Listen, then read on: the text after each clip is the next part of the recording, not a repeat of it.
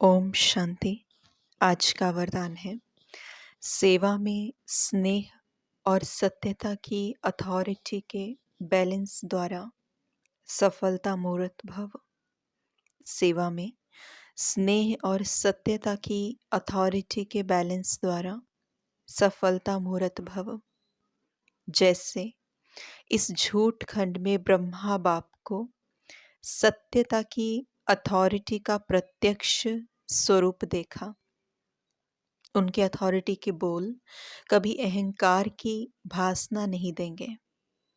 Authority के बोल में स्नेह समाया हुआ है। ब्रह्मा बाप के बोल कभी अहंकार की भासना नहीं देंगे।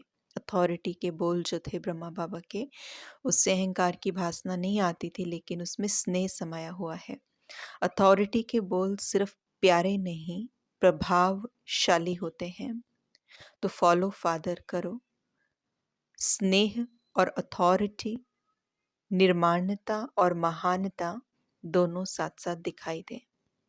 वर्तमान समय सेवा में इस बैलेंस को अंडरलाइन करो तो सफलता मूर्त बन जाएंगे। सफलता मूर्त बनने के लिए एक बैलेंस बाबा ने बताया।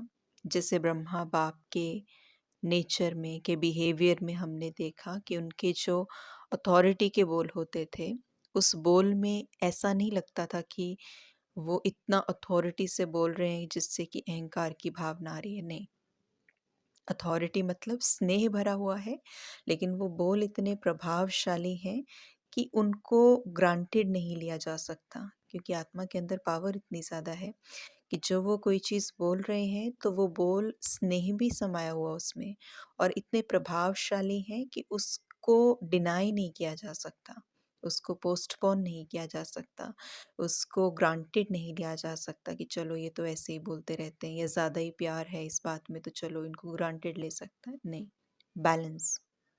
तो वो जो प्रभाव था वो ब्रह्मा बाप के बोल में था।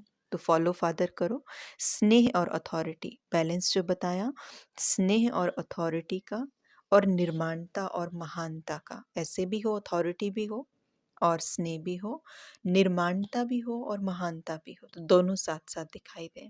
तो बाबा ने कहा कि वर्तमान समय पर हमें इस विशेष सेवा को अंडरलाइन करने की ज़रूरत है, क्योंकि होता क्या है, समटाइम्स इट हैपन्स कि हमारा बैलेंस बिगड़ जाता है कम्प्लीटली। अगर स्नेह में जाएंगे, प्यारे बनेंगे, तो इतना ज़्यादा उसमें अटैच हो जाएंगे कि एक तरह से जो प्रभावशाली बोल है या उनसे बात करने का तरीका है, कहीं ना कहीं वो न्यारापन छूट जाता है, और इसीलिए हमारी बातों को कई बार ग्रांटेड भी ले लिया जाता है। तो एक जो असर्टिवनेस है वाक्यों के अंदर, तो वो कहीं ना कहीं लैक कर जाती है, क्योंकि पर्सनैलिटी हम खुद पे अभी काम कर रहे हैं और खुद को भी उतना परफेक्ट न्यारा प्यारा नहीं बना पाए हैं, बैलेंस नहीं है, इसलिए ये दिक्कत आती है। इसलिए आज बाबा ने सफलता प्राप्त करने के लिए सेवा में, फैमिली में, ऑफिस में, कहीं पे भी ये बातों का बैलेंस आज हमें सिखाया। उसके बाद स्लोगन बाबा ने दिया, मेरे को तेरे में परिवर्तन करना अर्थात भाग्य का अधिकार लेना। मेरे को तेरे में परिवर्तन करना अर्थात भाग्य का अधिकार लेना।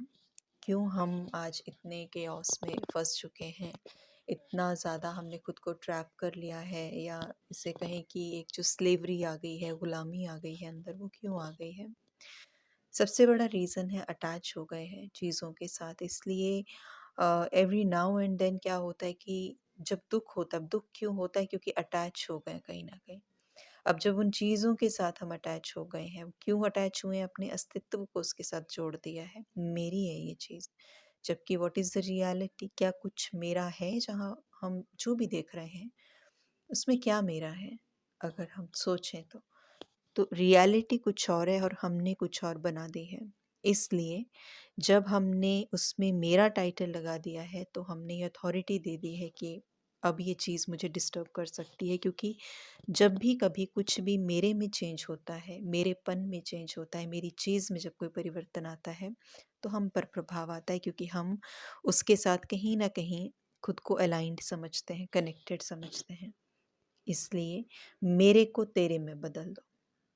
तो भाग्य का अधिकार मिल जाएगा, अर्थात then there is no hurt. अगर मुझे ये समझ में आ जाए मैं आत्मा हूँ, मेरा कुछ है नहीं, क्या है मेरा? कुछ भी नहीं, नॉट इवन दिस बॉडी, शरीर भी नहीं है।